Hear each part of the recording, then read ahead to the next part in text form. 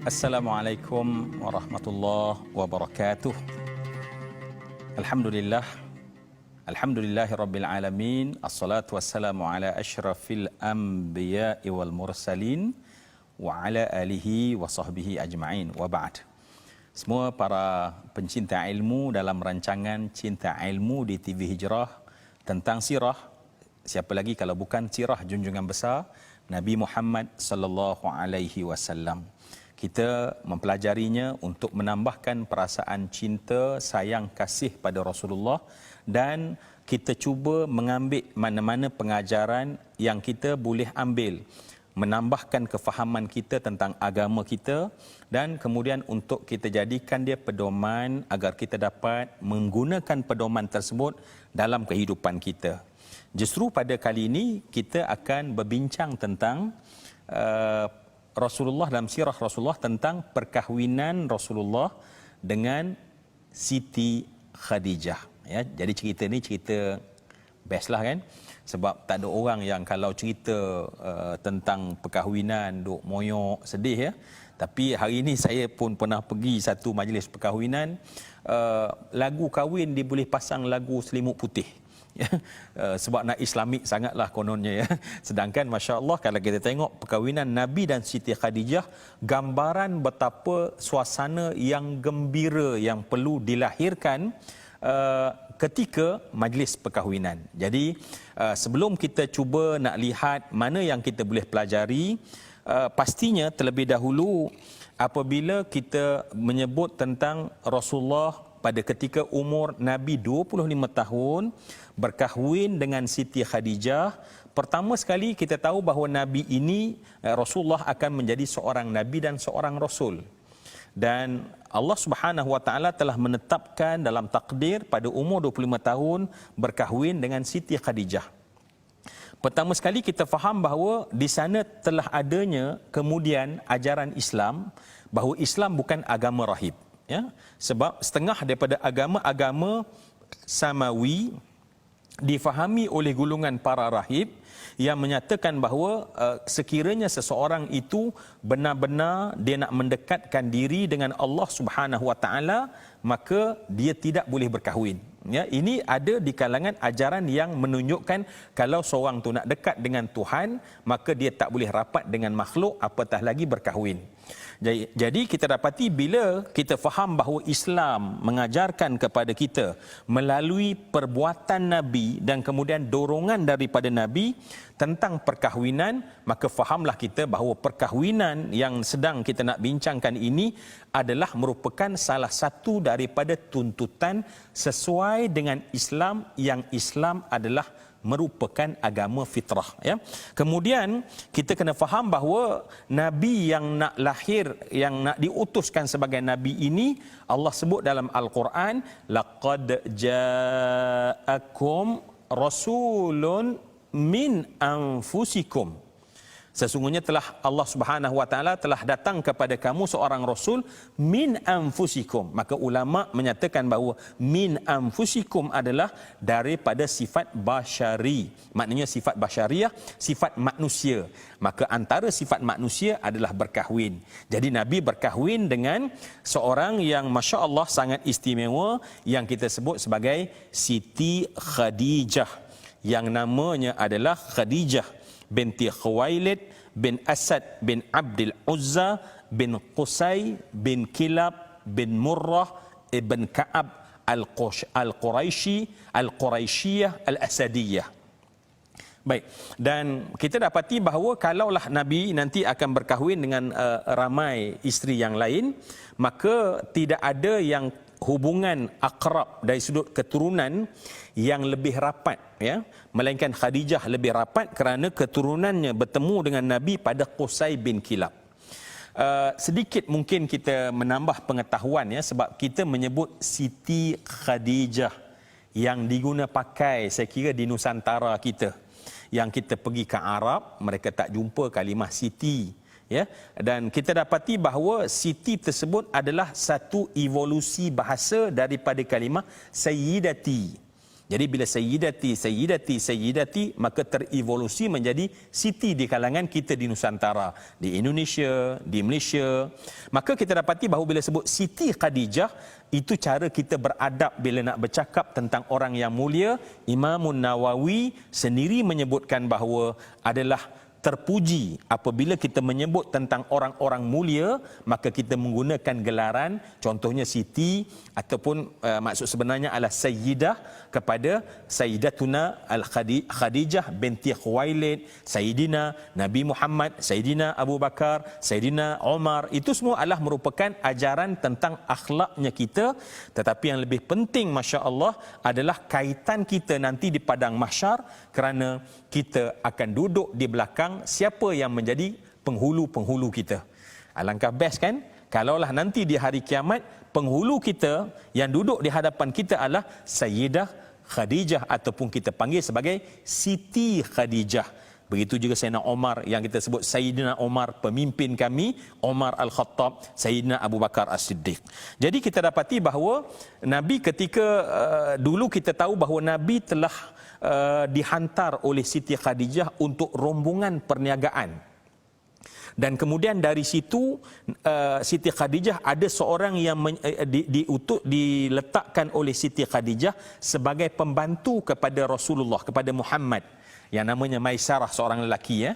Dan Maisarah ini bila pulang menceritakan betapa Nabi Muhammad ini seorang yang pulang, kita katakan biribhin azim, dengan untung yang besar, tetapi cara beliau mendapat keuntungan adalah bergantung dan berdasarkan kepada apa?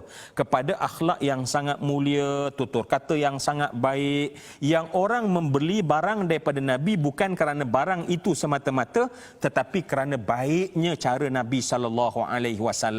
Baik, orang seperti Khadijah, seorang yang kaya, seorang yang ternama, seorang bangsawan, seorang yang mempunyai paras kecantikan yang sangat cantik di kalangan orang Arab pada ketika itu, mendengar dengan teliti. Kita nak sambung lepas ni cerita seronok ni, jadi jangan ke mana-mana, kita akan sambung lagi lepas ni insya-Allah.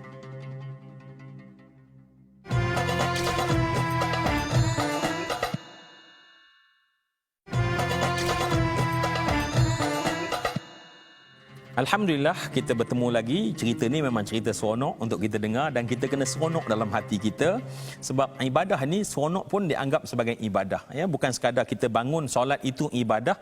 Rasa seronok dengan keseronokan Nabi itu juga merupakan ibadah kita ya. Cuba bayang kalau Nabi kahwin, kita duk sakit hati, bagaimana kita nak jadi seorang pengikut Nabi yang baik.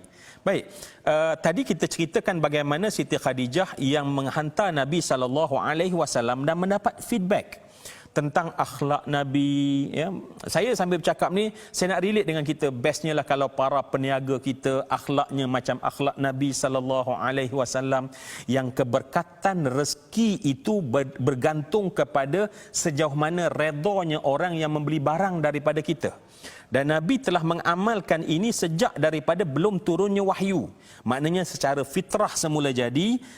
Dalam agama, wahyu kemudian menyebutkan sesungguhnya perniagaan itu adalah keredaan antara orang yang membeli dan orang yang menjual. Baik, kisah tentang Nabi ini didengar oleh Siti Khadijah, yang saya ulang balik, seorang yang pada ketika itu berumur 40 tahun, masih muda ya, bagi seorang yang sihat tubuhnya, kemudian seorang yang cantik, seorang yang berpengaruh, seorang yang kaya. Bahkan senarai kekayaan Siti Khadijah itu dianggap sebagai antara yang terkaya dalam ranking orang-orang kaya di kota Makkah, dan menyebabkan ramai di kalangan orang-orang Mekah yang lain, golongan bangsawan, golongan jutawan hartawan yang lain, rasa untuk kalau boleh, alangkah baik kalau dapat mengahwini Siti Khadijah ya, yang telah pada ketika itu menjadi seorang janda kerana telah meninggal sebelum daripadanya dua orang suami beliau.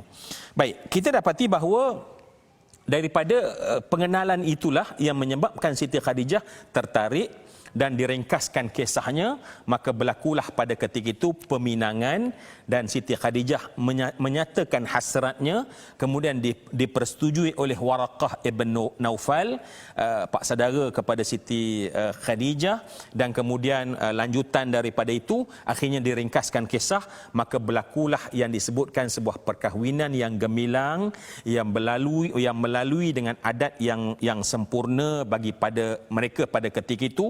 Bahkan dalam sirah menyatakan Sayyidina Abu Bakar As-Siddiq yang ketika itu bahkan menjadi kawan kepada Nabi ataupun sahabat kepada Nabi sejak daripada belum turunnya wahyu, maka telah menghadiahkan kepada Nabi baju yang mahal dan cantik yang datangnya daripada Mesir pada masa itu. Jadi itulah bentuk, dan sehingga dikatakan bahawa dengan hantaran, dengan mahar, dengan perkahwinan yang meriah, berlakulah pada ketika itu perkahwinan yang kemudian penuh dengan keberkatan.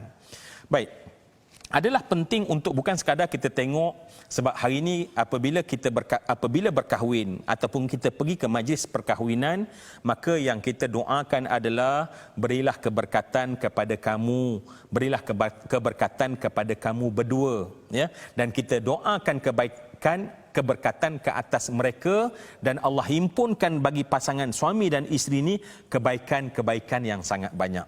Baik, kita tengok di sini, kita dapati bahawa perkahwinan Nabi dengan Siti Khadijah, ya, yang mengangkat Siti Khadijah pada kedudukan yang selayaknya bagi Siti Khadijah. Sebab kita tahu adalah baik untuk kita melihat bahawa Siti Khadijah pada sudut pandang Nabi SAW adalah seorang wanita yang Nabi SAW menyebutkan bahawa inni, sesungguhnya aku qad ruziqtu, aku telah direzekikan oleh Allah untuk menyayangi Siti Khadijah. Cuba bayang kalimat yang digunakan oleh Nabi tentang Siti Khadijah adalah aku telah direzekikan oleh Allah untuk menyayangi Siti Khadijah. Dan kita tahu bahawa Nabi SAW tidak berkahwin melainkan dengan Siti Khadijah, dan kemudian melahirkan daripadanya 6 orang anak dalam kitab ini, Al-Qasim, Zainab, Ruqayyah, Ummi Kalthum, Fatimah dan Abdullah, ya. Jadi anak-anak Nabi SAW semuanya lahir daripada rahim Siti Khadijah binti Khuwailid, dan mereka melalui perkahwinan yang sangat bahagia dan indah oleh seorang wanita isteri yang sangat solehah seperti Siti Khadijah. Dan sebab itu tak hairan, ya, kalau kita nak lihat, ya, orang bercerita tentang apa yang Sayyidina Aisyah sebutkan tentang, kata Sayyidina Aisyah, aku tak rasa cemburu pun tentang Nabi terhadap isteri Nabi yang lain, tetapi aku sentiasa rasa cemburu apabila Nabi tentang Siti Khadijah binti Khuwailid, ya. Dan pernah satu ketika sampai Siti Khadijah, Sayyidina Aisyah menyebutkan sesuatu, sebab Nabi apabila menyebut tentang Siti Khadijah setelah kewafatan nanti, ya, setelah kewafatan ini, cerita setelah kemudian hari, memuji, dan bila sebut saja nama Siti Khadijah mesti bersama bithana'in, mesti bersama dengan pujian. Jadi bukan hanya sebut nama, tetapi mesti dengan puji-pujian yang menyebabkan pada ketika itu datang perasaan cemburu, ya, Siti Khadijah kepada Sayyidina Aisyah kepada Siti Khadijah. Dan pada saat itulah mari kita dengar Nabi yang menyebutkan bahawa aku direzekikan oleh Allah untuk menyayangi Siti Khadijah, dan pada ketika itu Rasulullah SAW menyebutkan betapa Siti Khadijah adalah orang yang beriman dengan aku ketika manusia lain kufur dan kafir kepada aku. Beliaulah yang membenarkan aku ketika orang lain mendustakan aku. Beliaulah yang memberikan hartanya untuk agama ini, kata Rasulullah. Dan daripada beliaulah, kata Nabi, untuk aku dikurniakan zuriat-zuriat. Maka kita tahu bahawa kedudukan Siti Khadijah sangat tinggi di sisi Rasulullah SAW, dan kedudukan inilah yang sebenarnya untuk kita belajar, ya, bukan hanya ada pada Siti Khadijah, tetapi sesiapa saja di kalangan para isteri yang cuba insya-Allah dalam rancangan Cinta Ilmu ni nak belajar daripada Siti Khadijah tentang sifat seorang isteri, maka insya-Allah juga mendapat kemuliaan yang lebih tinggi. Kita sambung lagi pastinya tentang Siti Khadijah, isteri Nabi yang pertama selepas ini insya-Allah.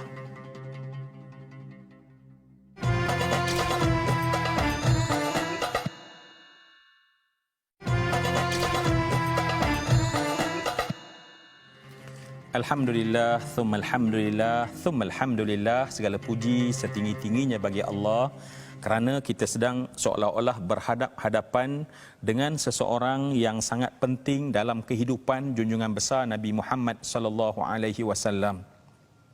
Layak untuk kita katakan sebagai sayyidah, penghulu bagi kita, kerana terlalu banyak contoh yang kita boleh ambil sepanjang 28 tahun bersamanya Nabi dengan Siti Khadijah binti Khuwailid.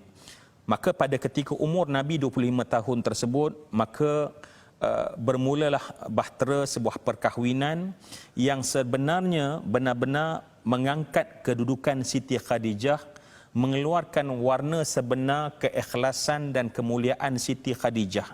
Dan nanti insya-Allah kita kena sebut di peringkat awal ini siapakah yang terpilih, pastinya mempunyai keistimewaan yang tersangat tinggi yang ada pada Siti Khadijah. Dan kita tahu bahawa sayangnya Siti Khadijah kepada Rasulullah, sehingga Siti Khadijah yang sentiasa mendukung Nabi SAW. Sebab kalau kita tengok dan undur balik ke belakang, Siti Khadijah bukan sekadar terpaut dengan manusia yang dia tak pernah jumpa sebegini berbanding dengan mana-mana lelaki dan manusia yang lain. Tetapi menjelang satu masa yang panjang dahulu, bahawa sebenarnya Waraqah ibn Naufal pernah datang kepada Siti Khadijah dan menyebutkan kepada Siti Khadijah bahawa sebentar tadi aku bermimpi, kata Waraqah bin Naufal, bahawa sebenarnya satu cahaya yang sangat gemilang, satu cahaya yang sangat yang terang benderang, yang turun langsung ke atas rumah engkau wahai Khadijah. Maka Waraqah menyebutkan, ketahuilah, sesungguhnya akan datang bagi engkau seorang yang paling mulia yang akan bakal menjadi suami kepada engkau.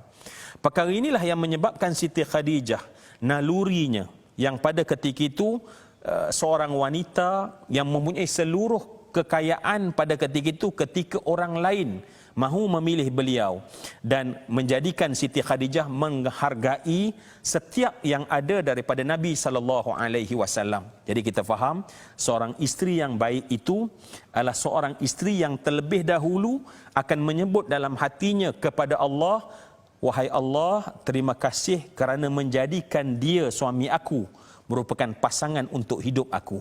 Yang ini kita dapati sehingga dengan perasaan syukur yang ada pada Siti Khadijah, kita akan dapati bahawa kita bercerita tentang kemuliaan Siti Khadijah sehingga nanti bahawa akan berlaku saat yang mana pernah berlaku malaikat Jibril datang kepada Nabi SAW.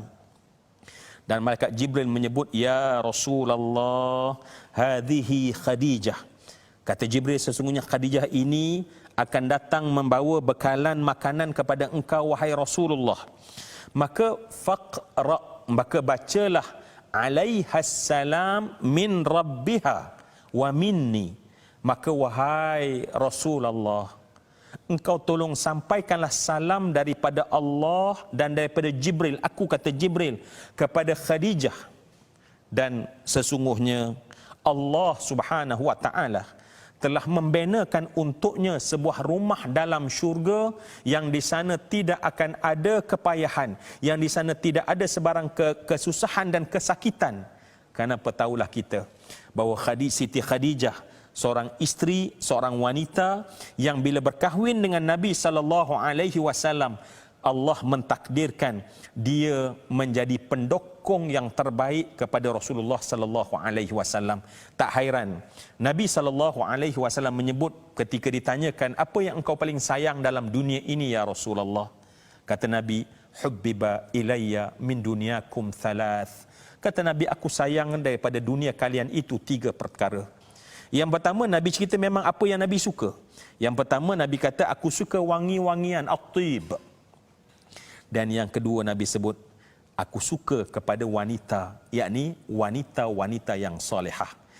Pasti apabila Nabi menyebutkan aku suka pada wanita yang salihah, pasti Nabi merujuk kepada contoh yang berlaku kepada Siti Khadijah. Kerana itulah apa yang kita dapati bahawa sangat penting bagi kita memahami sirah Nabi SAW, bahawa adanya isteri Rasulullah tidak lain dan tidak bukan, Allah jadikan isteri dan memilih Siti Khadijah sebagai isteri dalam tempoh yang sangat panjang, tidak lain dan tidak bukan adalah untuk menjadikan bagi Nabi SAW adalah penguat yang paling utama. Kerana nanti insya-Allah kita mula melangkah melihat bagaimana mula turunnya wahyu kepada Nabi SAW yang pasti akan merubah seluruh laluan hidup Nabi SAW kerana atas tanggungjawab yang sangat berat. Ini kita akan bincang insya-Allah dalam episod yang akan datang, kerana kita nak membincangkan tentang wahyu yang pertama. Jadi lihat sedutan ini. Bagaimana untuk meletakkan Hajar Aswad, ya, asal mimpi saja Nabi SAW, Nabi seolah-olah akan melihat cahaya subuh yang terang benderang yang sangat dingin. Alhamdulillah, kita berada di penghujung. Jumpa lagi pada episod akan datang. Saya sudahi dengan Assalamualaikum warahmatullahi wabarakatuh.